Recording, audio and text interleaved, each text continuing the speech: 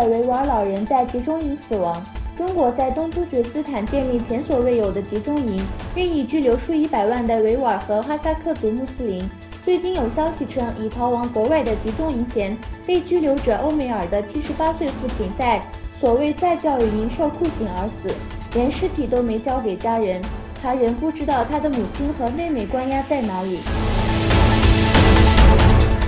经济增速10年新低。根据中国统计局的最新报告，今年的第3季度的 GDP 增长为10年来最低。专家认为，尽管今年印出的钞票为史上最多，也没能抵挡经济的加速下滑。随着贸易战效果的显现，出口将严重受阻， GDP 会持续下跌。根据中国国家统计局与周五发布的今年前3季度经济数据显示，分季度看，3季度增长6.5%，这一经济增长速度与自2009年全球金融危机顶峰以来的相关数据相比，是同比季度经济增长的最低值。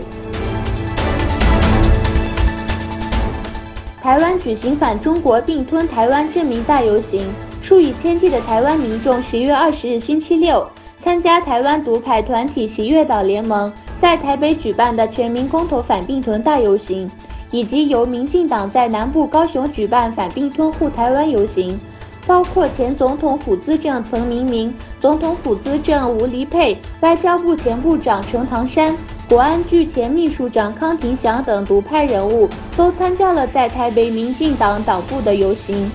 参加民众约有近万人，主要是反对中国大陆的并吞，要求台湾人独立建国，要做正常国家，并用台湾的名称加入联合国。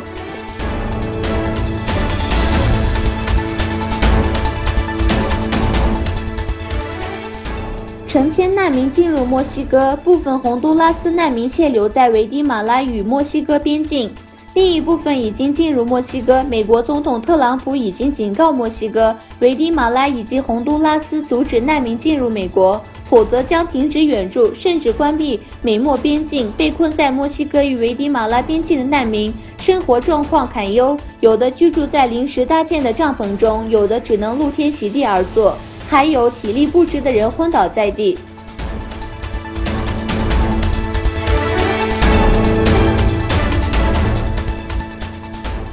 默克尔将暂停向沙特输出军火。德国总理默克尔10月21日表示，在现阶段，德国不会允许把武器出售给沙特阿拉伯，因为记者卡舒吉的死因没有查清楚。默克尔表示，即便军售规模是有限的，我和所有认为现阶段不能把武器出售给沙特的人看法一致。他还表示，还有一些事情需要立即澄清。